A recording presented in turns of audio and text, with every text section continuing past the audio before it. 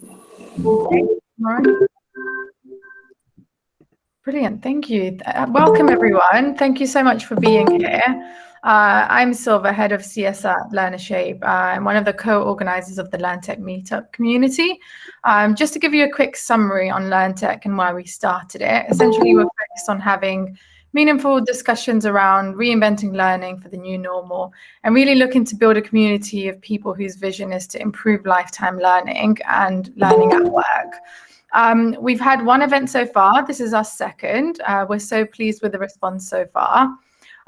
Just a couple of house rules, and then I'll pass over to Paul and Maury. Please can I ask everyone to stay on mute, and if you have any questions, please pop them over the chat. We'll be using the chat function, and then we'll have a Q&A after the speakers are done with their presentations. And yeah, make sure to also join our Meetup group. I'll send a link on the chat shortly. Thanks, everyone. Over to you, Paul. Thanks, Silva. So I'm Paul Dowling, and I'm the founder of Mindstream AI. I just wanted to do a quick call out before handing over to Maury. We're doing blended learning solutions around STEM, coding and data science.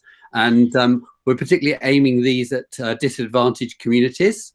And so what I'm looking for here really are institutional or corporate partners who want to get involved in helping these disadvantaged communities upskill, reskill. It's kind of post-COVID type of thing. Anybody who's can help with that, I'll post my link on the chat, and they can connect with me on LinkedIn. So I'd very much appreciate that. I'm really looking forward to the session. I think it's going to be amazing. So I'm going to hand over now to Maury to get on with the panel discussion. Thank you very much. Well, thank you very much, Paul. I am super excited about this discussion. We have three absolutely fantastic speakers. I am personally super interested in AI for personalized education, which is the theme, because my company LearnerShape focuses on using AI to enable organizational reskilling. But I'm not going to talk much about LearnerShape today. Let's get right to the speakers, hear their three presentations, and then following that, we'll have time for Q&A. Because we're expecting a fairly large number of people and already have 60 or 70 at least, it looks like. As Silva said, please put your questions in the chat window, and I will try to pick up on them. So we're going to start with Rose Luckin, who is perhaps the most visible figure, I think, in UK EdTech. She's a professor at UCL. She's founder and CEO of Educate Ventures, which is an EdTech accelerator. And practically everybody in the UK EdTech community knows of her. So we're super excited to have her speaking today about AI for personalized education, what's happening now and in the near future. Over to you, Rose. Thank you. And I'm very excited to be here. Now, I'm just going to try and present my screen. Here we go. Yep, hopefully this is going to work. Somebody shout if you can't see it. Yay, great, that's there.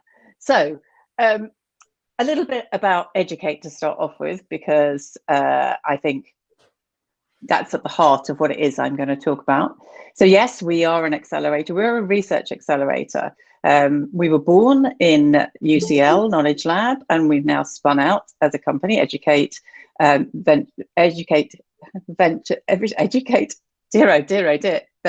Research, and we are starting the acceleration program again next month. But we also have an artificial intelligence stream of work as well, and I'll explain a little bit more about that as we go through. So the accelerator itself is born out of what we call the Golden Triangle. It looks like because you're in full screen, we're not able to see your slides. You might want to just... Oh, no. Well, I'll keep sharing. Let's try sharing again. Let's go to the window. Now, let's see. Can you see the slides now? Yes. Great. I'll leave them like this then. It really doesn't matter. So the key point about this slide is the foundation of what we do at Educate, and it will all come around to AI in a moment, is about connecting the three communities that we see as key to the educational technology ecosystem. the people who use the technologies, the people who build the technologies, and researchers who can help you know whether the technology is or isn't doing what you want it to do. Is it being effective? What's the evidence to demonstrate that it is? So we take companies who come on our programming cohorts through a training program. And that's a research training program. They develop a theory of change. They develop a logic model to support that theory of change. And they learn how to become aware of the evidence and data that they could pull together to demonstrate what their product or service is or isn't doing. And some 270 companies came on the accelerator program between 2017 and 2019. And that's education in the biggest possible definition, really, because about 60% of the companies were in formal education, 40% elsewhere. So formal education, schools, colleges, universities. Outside is training, very young children, talking spoons for babies, advanced virtual reality for surgeons, a huge range of different things. But one of the things that we've become very, very aware of is that actually, whether or not these companies are developing AI, they really need to be AI ready. Because personalization through artificial intelligence is driven mainly by data, because modern AI is about machine learning. And so really, you need to understand your organization through its data in order to really leverage artificial intelligence, not just in your product, but for your education or training business. So over the last couple of years, we've developed a 7-step, it sounds like alcoholism and it's not, it's a 7-step program to being AI ready as an organization, aimed at organizations in the education and training space. And this is now going to be part of the accelerator program, which restarts next month, which is next week. And we will be taking our companies through this program because we believe that every organization needs to be AI ready so that they can leverage that way of seeing themselves through data to make the most of data-driven decisions to be the most effective, efficient, and evidence-based educational technology business, or indeed school, college, or university. And so some of the businesses that have been on our program are businesses like Keynote, which is not an AI tool, but it's very much about getting children engaged in technology. But the real AI piece comes in, and this is where this AI readiness is so important, because of this perfect storm that we currently face. Masses of data, plus very sophisticated machine learning algorithms, plus enough computing power and memory that's affordable, that means that we can process that data with those sophisticated algorithms. And if you add to this the vital ingredient that it is our increased understanding about human learning and how that happens, you start to see how you can build things that are quite amazing for personalizing learning, way beyond where we are now. So at the moment, of course, we have the sorts of tools that you see in this image. We have UK companies such as Century Tech, who've been on the Educate program, using findings from neuroscience in order to inform the way they design their AI platform for schools and colleges. We have companies like Filtered, again, who've been on our program, who design recommender systems to help training organizations enable their trainees to find the most appropriate resources for their needs, and using a very nice chatbot type interface. So using the AI in the tool as part of the interface, as well as part of that filtering to find the most appropriate resources. And even AI to help personalize very, very young infants' development. So this is a company called Oya Labs, obviously also came on the program.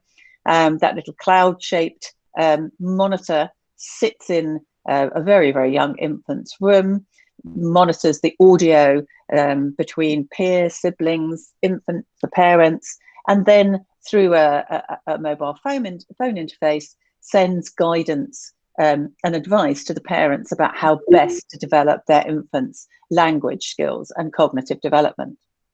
And finally, because we don't want to think just in terms of curriculum areas, there's also My Cognition, which is a tool to help build cognitive fitness and an adaptive game called Aquasnaps that helps you to hone your executive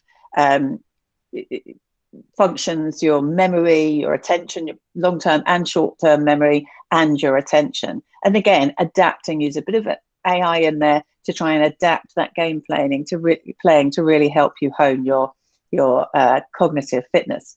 But actually, this is only scratching the surface. If we really want to think about the future, it goes back to what I was saying right at the start about understanding your organization, school, college, university, edtech, business, whatever, through a data lens and being AI ready. Because anybody involved in modern AI knows that data is the key.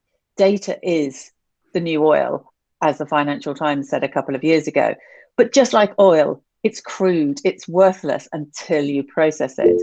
And it's that processing that is the magic that helps you find the gold for personalization in that data. And that processing needs to be done in a way that's been informed by what we understand about human learning, by good learning science. Because if we get that right, then we build this intelligence infrastructure that empowers all of our interactions. And that's the data, multimodal data, so sound, audio, video, tactile data, as well as textual, log data, click streams, whatever, combined and processed by algorithms that are informed by good learning science, and then combined with human intelligence to interpret what the AI is saying appropriately. And if we get that right, we get this intelligence infrastructure that can bring personalization.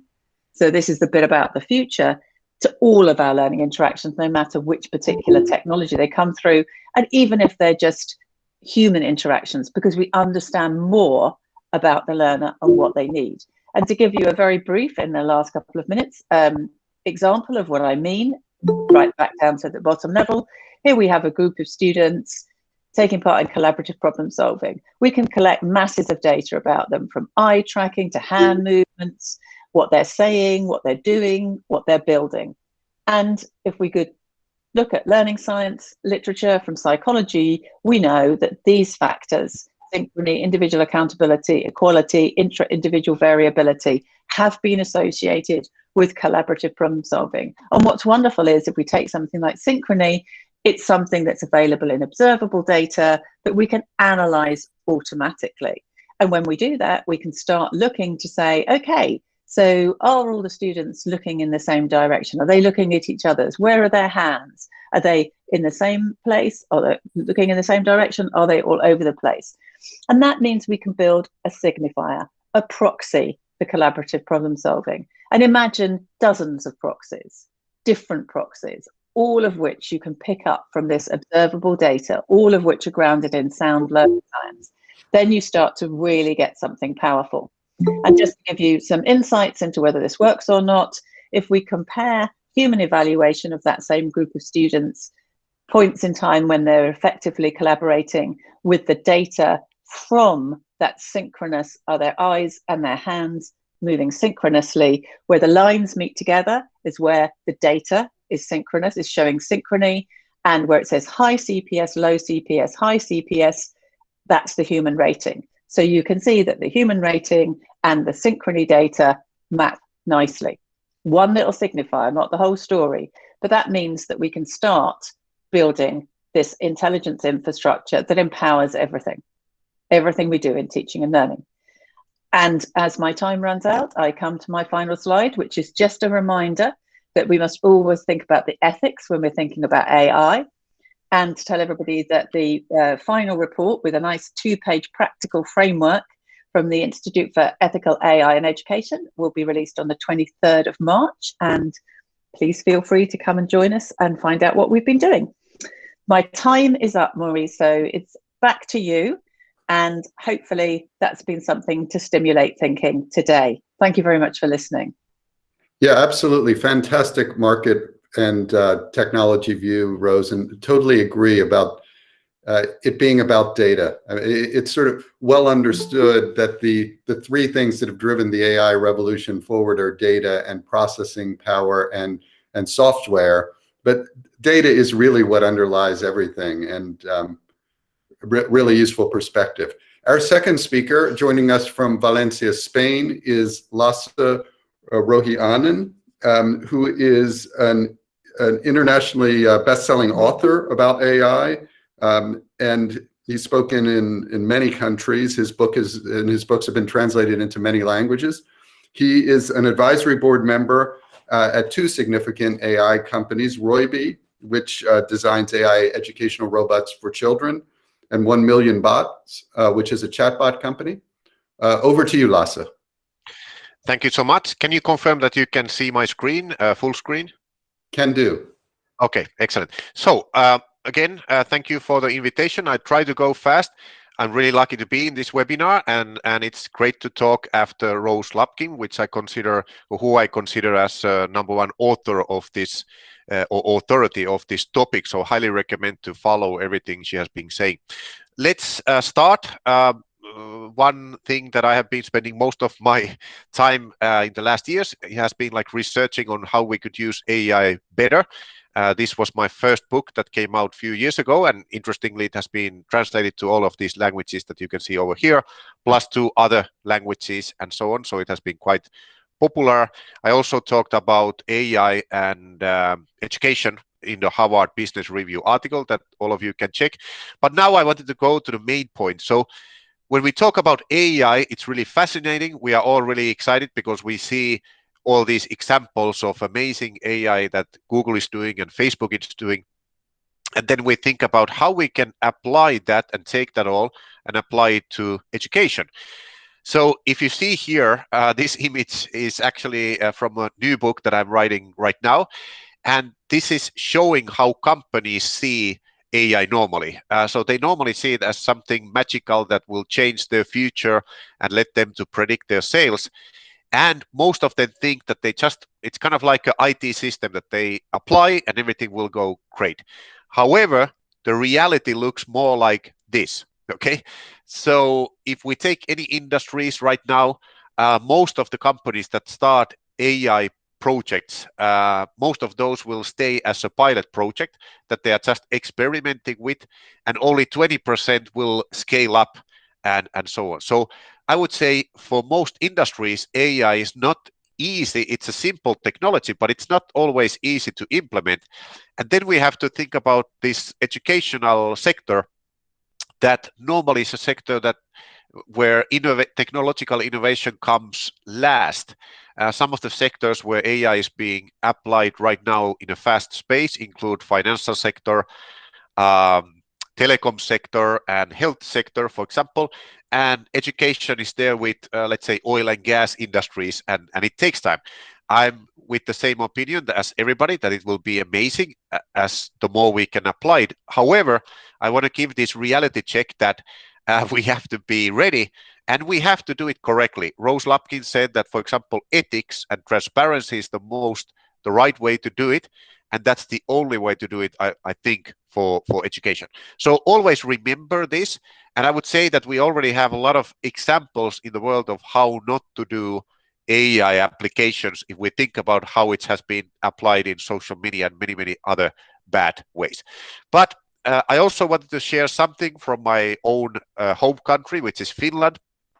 CEO of Google said that he is impressed on how Finland is educating its citizens on AI. And in fact, this is something that every country should be doing.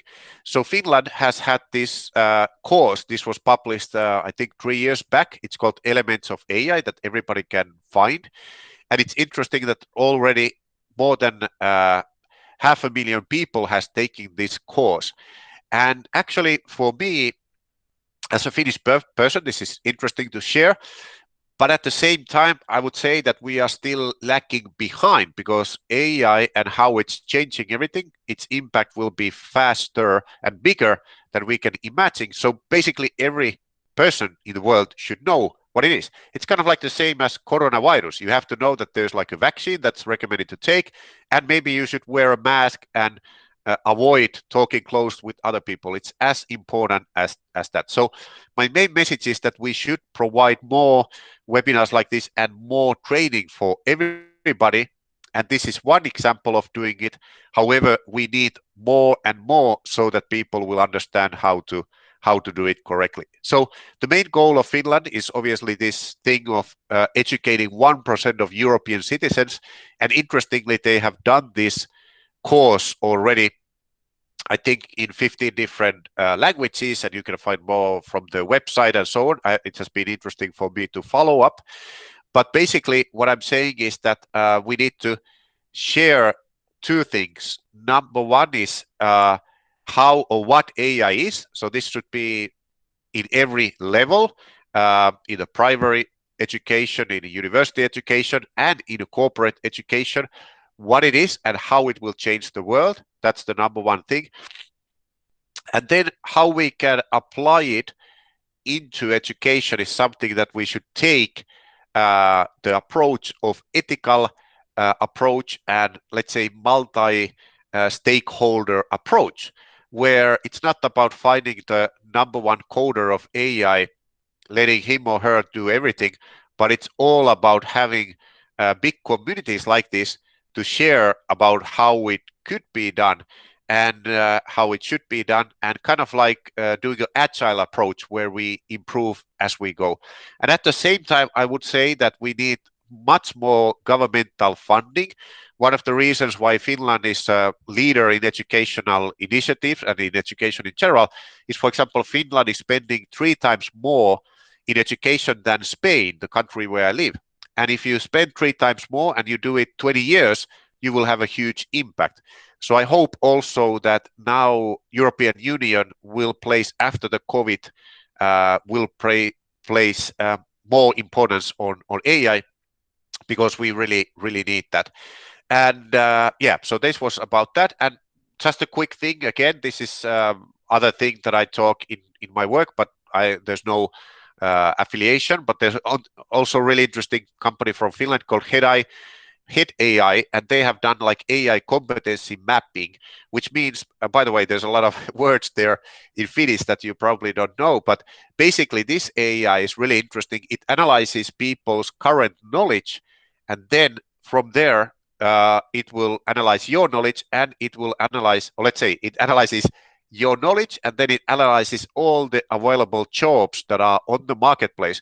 And then the AI system gives you recommendations, and it says that, hey, if you will do this one course about blockchain or whatever, then you might be able to apply to this. So this way we would have like dynamic search, job searching engines.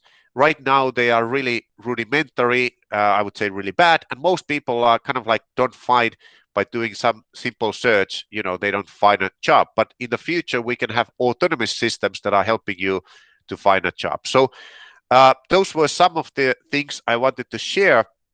I also want to be really respectful of the timing, but I do want to say that I really hope that there will be more resources, money, time, and resources spent for AI, because it's the most important sector right now, together with healthcare. And historically, it also has been a sector where politicians have not been really having a vision that it's important to spend a lot of money.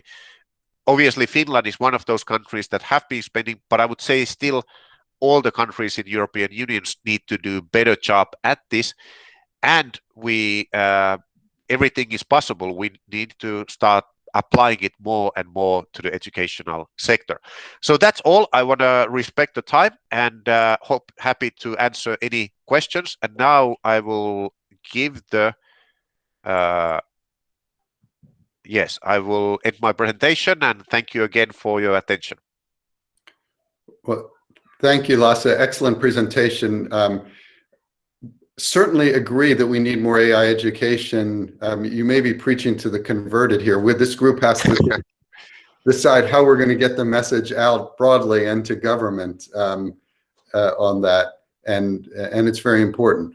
Well, last but not least, our third speaker is Kanejiya, who's the CEO of Cognii, here from San Francisco, California. Very pleased to have somebody from, well, the place where the most AI is being done, although I think China is giving Silicon Valley a run for its money at the moment.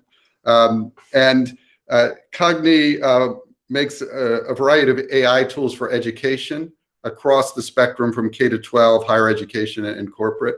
I think we saw Dee's presentation there, but it's disappeared. So I hope we haven't lost Dee. No, I'm just unmuting myself. Okay, there we go. Super.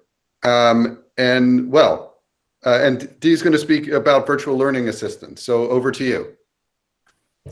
Thank you, Maury, and for inviting us on this very interesting topic on AI for personalized education. So I'll be speaking on virtual learning assistants, which is a type of a conversational AI or natural language processing based system designed specifically for personalized education.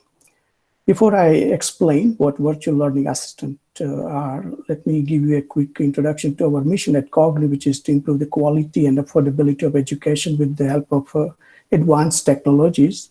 So two of the important words here are quality and affordability, because sometimes you try to improve quality at the cost of affordability and vice versa. But we believe that advanced technologies are the kind of a glue that can help us achieve an improvement both in the quality and affordability.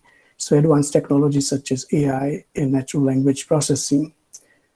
Now, many experts in education research or cognitive science, when they're asked to describe what would be an ideal form of education, they kind of agree that it would be personalized, individualized, adaptive, and engaging, which generally happens in a one-to-one environment. So the two important pedagogies of this ideal form of education are instruction that happens through one-to-one tutoring with immediate feedback, and students can make multiple attempts. So as Benjamin Bloom had shown, that students who learn in a small cohort perform 2 standard deviations better than the students who learn in a large cohort. So it leads to higher achievement. The second pedagogical component is the assessment through open response questions instead of multiple choice type of questions, because the open response questions allow us to measure students' ability to actively recall knowledge or think critically or solve a problem, which are all very important skills for 21st century success. But the real problem is the time and the cost it takes to administer these types of high quality pedagogy. For example, if you have 30 students and you ask them 3 questions per day, then at the end of a week, a teacher will need to spend around half of the time on just grading or marking these answers. So it's certainly a very big challenge. Similarly, if you assign half an hour per student per day for this 30-student classroom, then you would need more than 2 full-time teachers to instruct and tutor them. So it's certainly not a scalable proposition if you just rely on the human support staff. In fact, if you look at the educational assessment spectrum, the type of assessment items that are currently used versus the quantity versus quality, you would see that most of the test items are true, false, multiple choice, fill in the blank, drag and drop, and a small number of items would be short essay where students would have to write a couple of sentences, or long essays where they write a couple of paragraphs, and very few large project reports. So there's kind of a compromise in the quality of assessments. But in real world, when a person goes and works for some company or some organization, their knowledge is generally assessed through a lot of bite-sized short pieces of construction, such as writing an email or preparing a proposal, and so on. So there is quite a bit of an orthogonality or distinction between how the education system measures students' learning and how the real world measures their learning. And the conversational piece is very important. Why? Because we believe that conversation is the most original pedagogy for learning among the humans. And it is used throughout our daily lives, whether at school or in a job interview or at a workplace discussing a project with your colleague, or in a large meeting or an event. We use natural language to exchange knowledge and to measure somebody's ability to explain things. So we believe that a conversation is the foundational substrate on which education system has evolved. It's not an add-on, it's the foundational substrate. But unfortunately, many of the edtech products out there, or educational products in general, lack the ability to engage students in a conversation. So for example, textbooks or digital content or multiple choice quizzes, they don't have a back and forth between student and the edtech. On the other hand, we are familiar with products such as Siri or Alexa or Google Assistant. These are the AI or virtual assistant products that use conversational capabilities to have a conversation between between the user and an AI. But they are not optimized for education. So let me explain why. So typically, virtual assistant modality includes a user asking a question and an AI coming back with an answer. So here are some of the successful applications, like user asking, what is the weather like? And Siri would come back with saying, it should be nice today up to 59 degrees Fahrenheit, or what is the height of the Eiffel Tower, and so on. So it's really good for finding information, bits and pieces.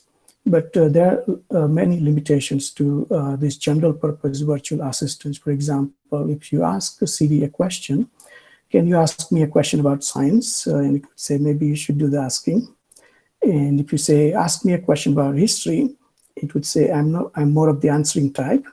And if you say, evaluate my civics knowledge, it would say, I'm not sure I understood. So they are not designed to address these types of queries, which is what generally happens in an education setting. So that's where we introduced the product called Virtual Learning Assistant, which combines the pedagogy of conversation with the technology of conversation to create what we call a conversational edtech product. So the modality in a virtual learning assistant is exactly opposite to the general purpose virtual assistant, because here the question is asked by AI, not the user, and then the user has to provide an answer. And then very important part is that the AI evaluates the quality of the answer and provides a tutoring feedback. And just to be clarifying that these questions are more of explanatory type, not just confirmatory, like did you mean this or that, but more like explain how Newton's second law works and so on. So let me demonstrate a couple of examples. So here, Cognii virtual learning assistant is asking a question, what are the structures of a typical neuron? And the student writes that the neurons are the basic building blocks of the nervous system. A neuron consists of dendrites and cell body called soma. And as soon as they submit that answer, the virtual learning assistant would provide a feedback saying, very close, would you like to explain the neural transmitter? So it kind of moves them to the next level. Here is another example in civics education. So the virtual learning assistant is asking a question, what are the 4 ways every citizen can participate in the government? And then the student says, every citizen can vote. At which point Cognii gives a score of 25% and a feedback that that's a good start. In what additional ways can a citizen participate in the government? So with that feedback, the student is able to improve their answer until they reach the full mastery. So what is virtual learning assistant? So it has 3 main capabilities. So it's an AI tutor for personalized learning. It can provide automatic assessment of students' written answers, and it generates deeper level of learning analytics and pedagogical insights for the faculty member. So for example, it can find out what concepts students are learning, where they have difficulties, and so on. And behind the scene, Cognii Virtual Learning Assistant uses natural language processing to analyze students' answers from many different dimensions, such as syntax or semantics or conceptual hierarchy. And how is it different? As we saw that compared to general purpose virtual assistants, it focuses more on processing answers rather than the question, which are generally long answers. So it requires deep level of natural language processing. And compared to other edtech products, which generally rely on multiple choice quizzes or human-graded answers, assessments, Cognii provides a more efficient, high-quality, low-cost kind of learning opportunities. This technology is very much generalizable and scalable across different content areas and subject areas to measure different depths of knowledge. There are many teachers who have benefited from this virtual learning assistant technology, and these are just some of them. And they have told us very positive things after using the products. For example, Professor Brian White said that open response answers are big pains to grade, probably was hugely valuable. And students likewise have also told us very positive things, that this AI is kind of creepy, but in a good way. And that I learned a lot with Cognii questions then by sitting in the classroom. The virtual learning assistant has been recognized by a number of organizations, including Mass Innovation, EdTech Product of the Year, and the National Science Foundation, Best Learning Assessment Innovation from Reimagine Education Organization, and the E-Assessment Awards finalists for Formative Assessment and Best Innovation. So in summary, we believe that virtual learning assistant or AI has a lot of important role to play in education. It can help students improve their learning outcomes. It can help educators increase their productivity and insights. And it can help organizations scale the quality of pedagogy without costing a lot of resources. So with that, I conclude the presentation, and I look forward to conversing and answering some questions. Thank you very much, Dee. I'm going to start with questions that have come in from the Meetup and take them in the order given, except we had a poem first from Andy Lowe. Maybe we'll save that to the end.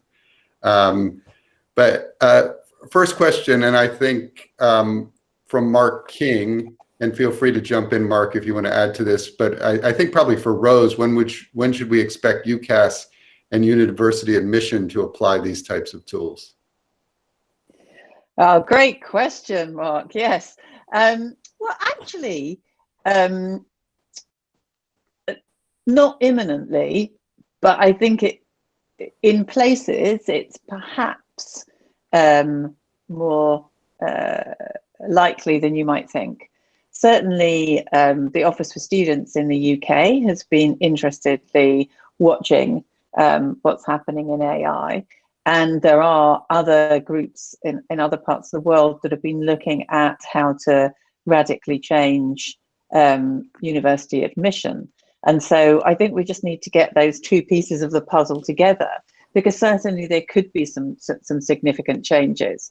Having said that, it's one thing for it to be technically possible, quite another for it to be acceptable to the people whose lives depend on getting that gateway qualification, getting into university, and for universities who put store on quite traditional ways of doing these things. So yes, I think that the technology and the ability to enable that kind of admissions process that at least in part uses some AI technologies is there.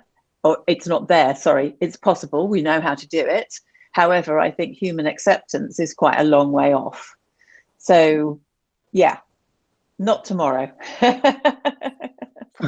And the argument to be made at the human level. My reason for asking that really was going back to the early days of when we tried to use machine adaptive learning in the 1990s. And one of the problems we had with assessment was that it was considered to be unfair. So it was perfectly good using these tools for aptitude testing and for general use within a company, say. But when it came to actually assessing students and giving fair things, then those attempts really weren't very successful, and we've gone back to the exams. Now, they, of course, have been hit by algorithms in this last year, and we're now in a very difficult position with what does an A actually mean, and what should it mean. But I think that the question of assessment needs to be taken in here, as well as just the learning and its use in industry. Couldn't agree more. Assessment is the tail that wags the dog when it comes to learning and education. I agree with you, Mark. And whilst it's perfectly, the AI has improved enormously since the days you talk about, that algorithm, which of course did do precisely what it was programmed to do. It avoided grade inflation, because that was the criteria, that was the one that was the priority, has done huge amount of damage to the potential for changes. You're right. I think it's just up to us to try and demonstrate how much better AI could be used as part of at least the assessment system. But assessment is the key, definitely, because that's what drives everything else. I'll shut up now before I take too much time. Well, it's a good point that a few of the speakers have made about the disconnect between potential and reality. I mean, we firmly believe at LearnerShape that AI is going to be the future. It's inevitable 30 years from now, 20 years from now. I don't know that so many tasks that are crucial in the educational environment will be able to be done better with AI, but how we get from here to there is an open question. The next comment was from Mimo Flynn, directed, I guess, both at Lasse's presentation, that she signed up for an amazing Elements of AI course from Finland, and also asked if it would be possible to get a copy of the AI competence map in English. Is that something we could deliver, Lasse? Well, you can ask. I mean, you can send me a message on LinkedIn, and I can try to get it. So I think it's online somewhere. Yeah, send me a message on LinkedIn. It will be easier, or find more about this company, Head AI. They are doing many things with World Bank and many other organizations. I wanted to quickly comment on Mark's comment. I think that the problem is that many people see AI as a kind of like a program that we install, okay? Because that's how IT has been installed. We get an antivirus program, we install it in the university computers, and we are happy. But the problem is that we have to have one section in the middle where we are testing these things. And when we are testing, and it's all transparent, ethical, then we move and scale them up, okay? So we cannot scale up immediately. That's a big problem. And there's many things, like Rose was mentioning, for example, student data. I mean, it's a huge problem when it comes to legislation, many other things. Then at the same time, there's a lot of interesting AI technologies like synthetic data that could help a lot of universities where we don't need that much raw, I mean, normal data. We can also use synthetic data by having like a private information, not sharing it. And this is a huge opportunity and really positive thing.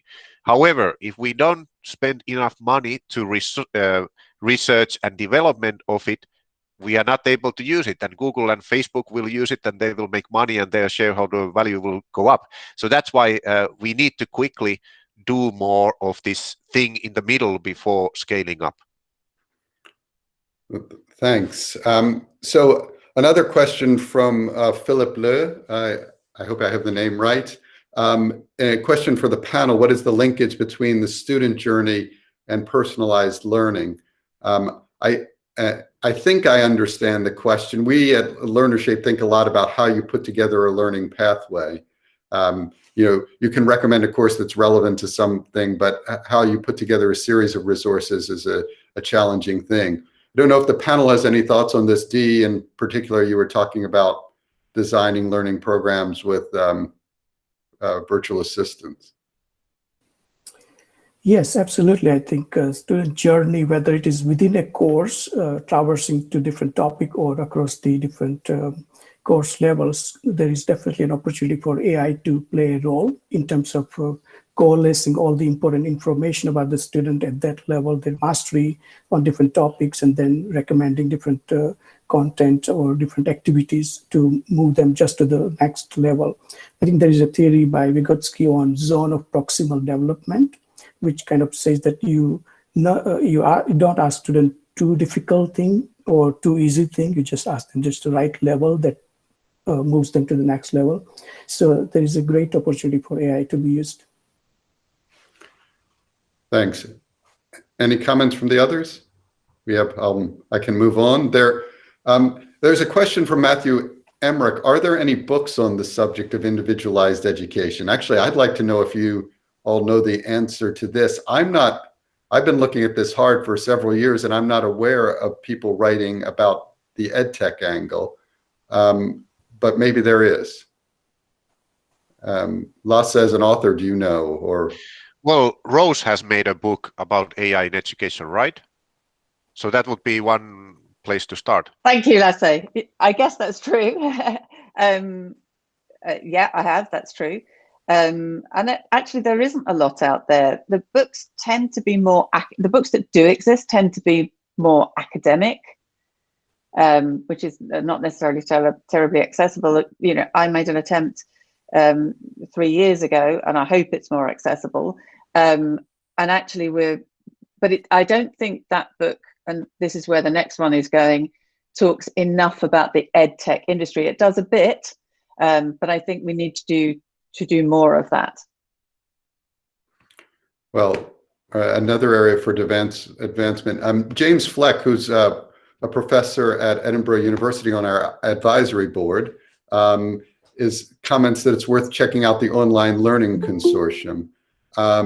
Jamie, can you tell us a little more about that? Hopefully he's still there. Yeah, it's, can you hear me? Yes. Yeah. Yeah, I came across this when I was working at the Open University. And what struck me was the vast amount of research that had been done that showed that there was no significant difference between various technologically enhanced learning methods and the face-to-face methods, which is a great positive for the technology enhanced learning methods. But you can also turn that around and see that it actually emphasizes the importance of learning and education as being an intrinsically human opportunity, human activity. And I think that always has to be remembered. I appreciated Dee's comments about assessment in particular.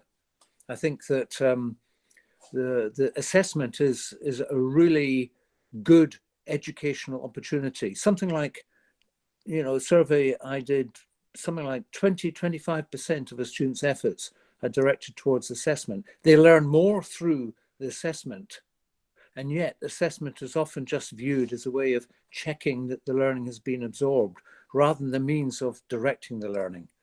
And that's a human-oriented subject with the technology in the background. And I think that the OLC compiles much research, many debates about no significance difference, much information about all the various attempts that technology has been used, ed tech, to enhance the learning process. It's worth checking out. Thank you, Jamie. It's a very good resource. Can I just make one comment, Maury, about the learning journey? And that is, I think, and I think it speaks to what Jamie's just said as well. I think it's important to recognize that we're not necessarily talking about the whole of education being personalized through AI. The magic is to get the balance between the human and the artificial intelligence right, so that the learner gets the best of both worlds, basically. And that can come in at that learner journey stage, or it can come in at the more small-grained assessment stage. I think it's important to see it as a collaboration between human and AI. Yeah, absolutely. And that point, that broad point, is how Jamie ended up on our advisory board. I met him at the Real Time Club in London, and we got into a protracted conversation about the LearnerShape business and his interest in the human dimension of online learning. There's a question, I hope I have the name somewhat right, Rimvidas Zelinskas, says it's hard to get an answer to a question if you cannot pronounce scientific words. Some of these words the tutor just writes on the board instead of pronouncing it. I guess I think it came up during Dee's presentation. How do you deal with that, Dee? Is it a text assistant, or do you have a way of parsing speech? Yes, yeah, that's a really good question. So there are two components, naturally. There is a spoken component, and there is a semantic component about the interpretation of what they actually meant. So during the earlier grade levels, I think the spoken component are very important. So you do want to give them feedback if they did not speak it correctly, the words. But for higher level of grades, I think the meaning of what they construct is sometimes more important. So it can be measured both ways. The AI technology currently has ability to find out the phonetic transcription of what the person said, and then map it against what you expect. And then the phoneme to word conversion will then give you the words, and then you can use that to perform semantic analysis to say whether they actually meant what they wanted to. Thanks, Steve. There's another, the next question was also for you. Jorge Del Bosque says, great presentation. Can Cognii be programmed by teachers, or are all the topics pre-canned? Yeah, that's a really good question, and we get it quite a bit. Yes, so we do have an authoring environment where a teacher or any of our partners can author content to be made available to their students in this conversational tutoring style. So there is that interface available. And then there's also the back-end work that the natural language processing engineers have to sometimes do when a new subject is introduced, which has not been previously programmed. So there's a knowledge representation of a new subject on the back end, and then there is a authoring environment for the teachers and other partners. Great, thanks. So there's a question from Mike Fish. This is a great question. To what extent can AI be used to help struggling learners in maths, for example? What benefits from AI would we expect to see for them? Do any of you have a reaction to that? Well, I would like to give two things. One was the comment about the combination of human element and AI, because we should not go all in, like Rose was saying. Same as with the healthcare industry. You cannot have a robot telling like a diagnosis of a person who has a cancer. It's not really nice if you can hear it from the robot, right? So therefore the human element and the coaching element and the encouragement has to come from human being. This is like common sense, and it should be always like this. So I would focus on that. And I forgot my other point. Can you say again the question? And my other point comes to my mind. The question was, how about helping struggling learners? Oh, now I remember. Yeah, so we should also spend more resources on making games. Okay, a lot of young people, especially boys, want to play games. Right now, the problem is that most of those games, let's say, are not really helping them to be socially interactive or being like growing their emotional intelligence. They are more like war games and so on. In Finland, there's a first project where using a game, people are being tested of getting out of depression, which is a huge problem all over the world. And in games, there's a lot of AI because the games work so that they will, get people to come back and so on. There's really interesting language games that use AI and so on and so forth. So I would say doing games for people who are not good on math would be an amazing solution. Can I just add something to that? I agree. I think this is another tough one, isn't it? There's no doubt in my mind that AI is particularly well suited to helping struggling learners. There's so many ways in which we could do that, from the interfaces, just thinking about, voice interfaces, so much better for students who struggle with keyboards. There's lots of ways, but there's also lots of ways then that adaptivity can really help students who are struggling. But it's this resource problem that Lasse was saying, being completely blunt, there's more money to be made from making products that meet the needs of the typical population, let me put it that way, than there is for making products for students who perhaps have atypical brain functioning or particular needs. But actually that's where we should be spending much more resource, because we could do so much more for those students. That's kind of the real, for me, the sort of real gain that true personalization can bring. But you do have to invest.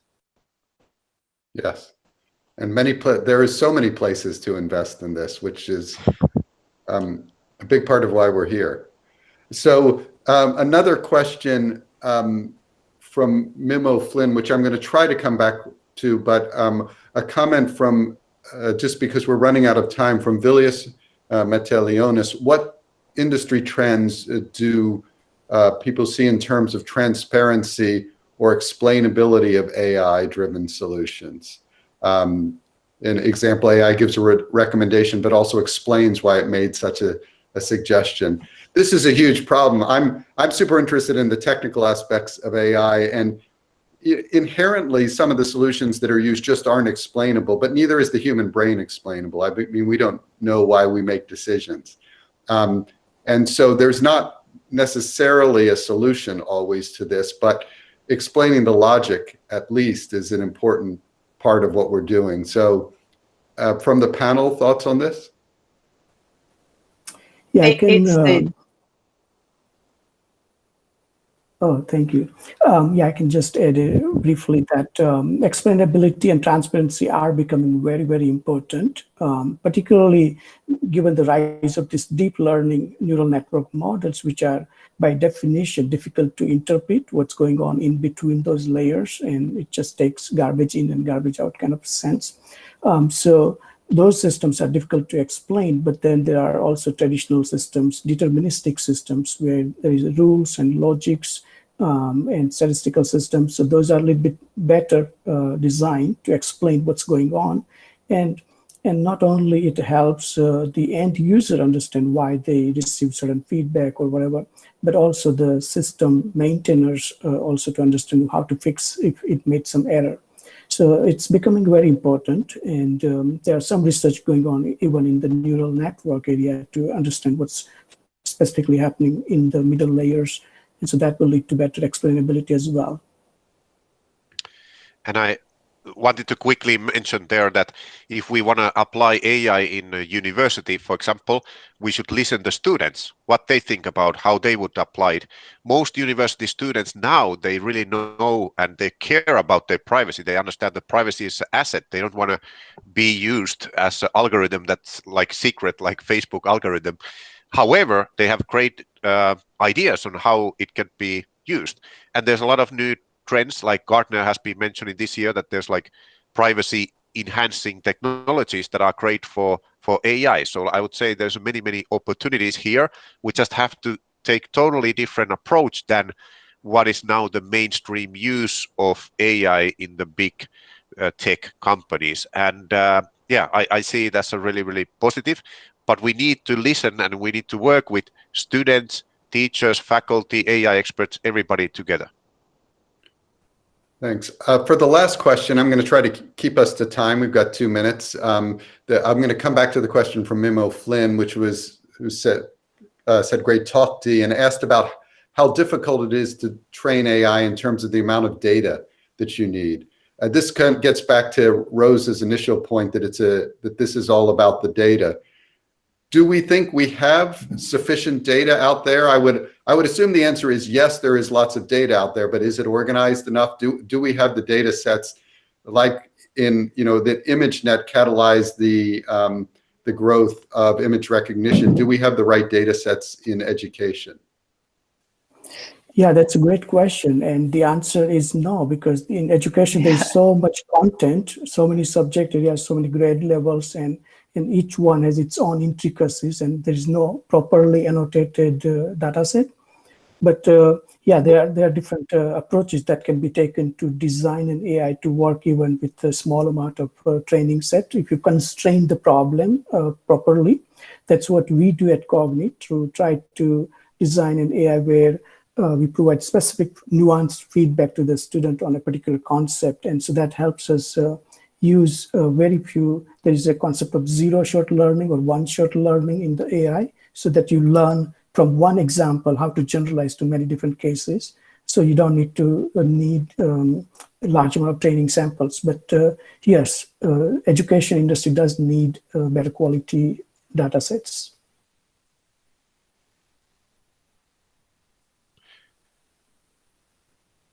You are muted now. All right. Oh, sorry, I was muted. Rose or Lasse, do you have a final comment before we end the presentation? I think Dee summed it up greatly. There's a lot of data out there, but it's not necessarily very usable at the moment. So yeah, but there are lots of techniques being developed to do machine learning with smaller data sets. But it's not just about having the quantity of data. As you know, Maury and Dee and Lasse. It's about having it cleaned and collated and consistent, etc., etc. And my last comment would be giving more training to faculty members on how to do a basic data analysis. You don't have to do really something deep learning or anything. Basic data analytics would already help you to identify people who are about to drop off university and studies, and you could pick them up and help them out and so on. So yeah, learning would be my recommendation.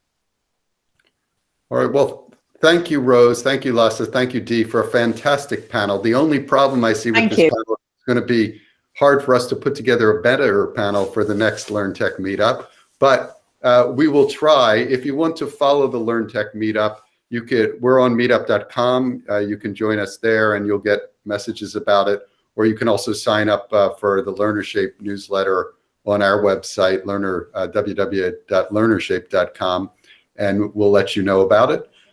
Silva, is there anything that I've forgotten before we draw this to a close? I think you mentioned everything. I just want to thank all the speakers and everyone for joining today. The turnout has been amazing and I loved every single presentation. I'm sure everyone else enjoyed it as much as I did. I'm going to share a recording with everyone sometime this week. Bear with us. This is the first time we've recorded an event, so I might be a bit slow in doing so. But I'll also share some details of everyone who's spoken today, and also ways that you can get in touch with them over an email. And hope that you will all be able to join our meetup so we can connect again in the future for the next events that we're going to do. And yeah, hope you all enjoyed it, and just thank you very much. Thank you, everybody. Have a good evening and late morning in California. Thank you. Thank you, and thank you, Andy Lowe, for the poem. I've just copied the poem. Oh yeah, we forgot Andy Lowe's poem. Well, we can't go. Andy, would you like to read your poem to the few remaining people before we go? Oh, if you insist. Please. Does a performance poet want to perform? Yeah. The measurement and the metric. It's bound to be electric. Eliminate the subjective. Guide the subject to the corporate objective, allowing only the prescribed perspective. Desired cognitive response selected. The assassin cost effectively perfected. Well, we couldn't finish it better than that. Have a great. Thank you, Andy. Thank